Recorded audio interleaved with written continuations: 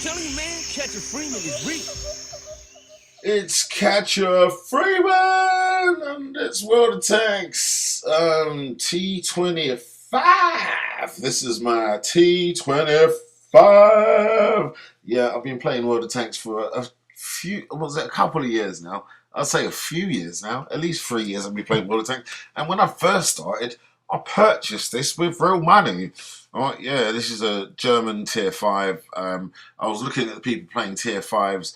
I was looking at these Panzer 4s and those people running around. I didn't have a tank similar to that. And I could have bought in on the T25 rather than probably what it would have taken about a year to grind my way all the way through. So I bought the T25. That's my baby there with the camouflage that I paid for. That's the other equivalent tank that I think is more fun. In fact, it's the most fun that you can have with your trousers on in World of Tanks. That's the Panzer 3-4. And I bought this. The T25 isn't really a real tank. I suppose it only existed in blueprints. It was a German concept tank which only existed in blueprints. Didn't actually see any real combat. Carries a 7.5 centimeter Skoda. It was made in the Skoda factory. Okay. As a tier 5, pretty much run of the mill. Everything's pretty much average, and as I said, it kind of sits in about halfway in the tier 5 range, I'd say, as tier 5 tanks go. Now that I know what the strong tier 5 tanks are, I'd say, out of 100%, I'd say this tier T25 is kind of like it's like a fifth between 58 and 62. It's just like shy positive of decent. You can have fun in it if you play it right, but it is not as nimble as or as powerful as other tanks in its range. I'm just going to show you a couple of those. As I said, the Panzer 3-4, very maneuverable. Tank for driving around, flanking people, getting around the back of people, just making fast runs. Let me see something else in tier 5. Yeah, okay. The Russian Su-85, which is also a tier 5 tank, which you can work your way to for free. Rather instead of spending money like outside, like now I'm like the Candy Crush people, right? Because I spent money. Well, sometimes you can get away with. The funny thing is, World of Tanks, because remember everything's free. You can get away with some pretty decent stuff compared to other people. But there's also other fantastic stuff you can work your way out for free. It's just a little bit of a grind. Now, just checking the stats for the Su-85 here. It doesn't seem particularly impressive. I think it's only got like 300 hit points there. But it does carry a tier 7 gun, right? When you max out the development, that 85mm gun, tier 7 gun, if you're in an average tier 5 game, you're making hay while the sun shines. You're killing people left, right, and centre. Tell you the truth, yeah. You're whacking a lot of tier 5s, you're whacking a hell of a lot of tier 4s as a one-shotter, right? But 300 hit points, if a Panzer 3-4 comes rolling around the corner, he's easily going to outmaneuver you, drive around the back of you, shoot you in your ass, and there's not really that much you can do. Pretty slow traverse speed. Remember, it's a fixed turret, so it's a fixed mount. There's no turret there. There's no swinging around. So as long as you use it as a sniping type gun, it's actually you get a lot of kills. The T25, I don't want to put it halfway between the Su-85 and the Panzer 3-4, but in terms of performance, I'd say that's where it falls in between the Su-85 and the Panzer 3-4 in terms of a quality tank for tier 5.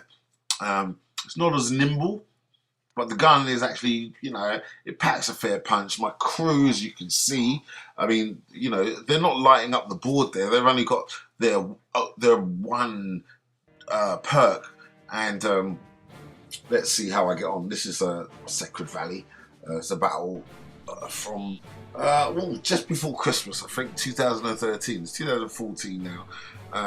this battle was just before Christmas, and I'd fallen in love with the T25 again. First of all, I was reviling it because I actually paid money for it.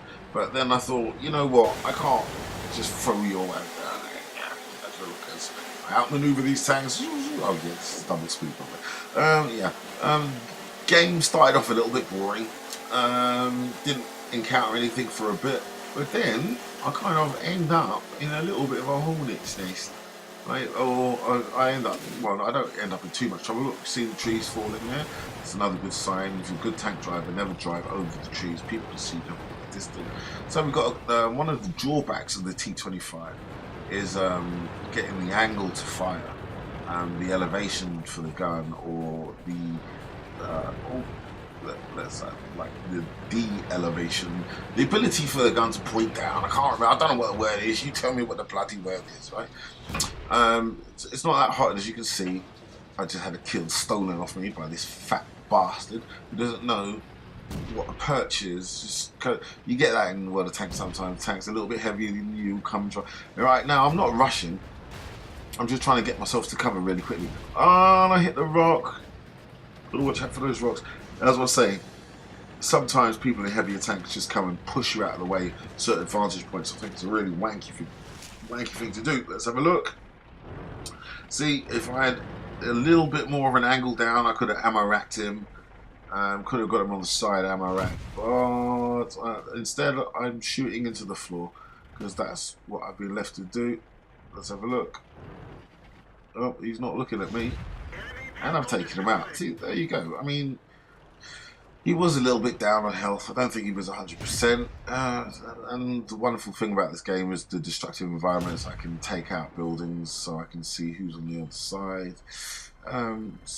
You know, it's one way of stopping camping, especially if you've got someone located.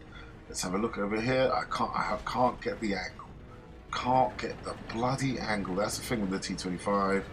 Can't get the angle, so I'm just going to try. Oh, look what I've got right in front of me, and I'll pay for that. Yes, rather he's going to pay for that. I've got it once. Took off a little bit of damage. He's hit me again. I'm trying to do the kind of Panzer 3-4 maneuverability thing. He's a tank destroyer. It's a Stug. I've overshot it, but yes, I get the kill. And look what's right in front of me. Look at that. Get the lock on straight away. Hopefully he won't one-shot me. If I no, see, bad angle. There you go. Managed to get it. But the auto lock didn't get it. I had to go and do that manually. The auto lock was about to fire into the ground. So 8-5. The battle's still not done. It can go either way. Let's have a look. I see now I'm getting a bit leery in this tank now that I'm driving through buildings. I just don't care no more. Right? Look, I'm not one of the. I play World of Tanks for fun and to kill people. Okay. I don't imagine. Although I do sometimes, if I've had a little bit to drink and smoke, I might imagine that like I'm a World War II tank driver and this is actually my tank. Oh, I'm taking it deadly seriously. But no, I'm a gamer. Okay. Don't expect. Look. This guy's AFK. Easy meat for me. But don't expect me to sit down and rattle off the horsepower of a tank, the power to weight ratio, the size of the gun. Oh, although I do know the size of some of the guns. But oh, I've taken him out. I've got 4 kills. This is not bad. T25. Oh, taking a little bit. See, I'm about to go. T25, 4 kills. It's not bad, eh? Okay, oh, look, let's have a look. Now, as I was saying about this gun, yeah, penetration.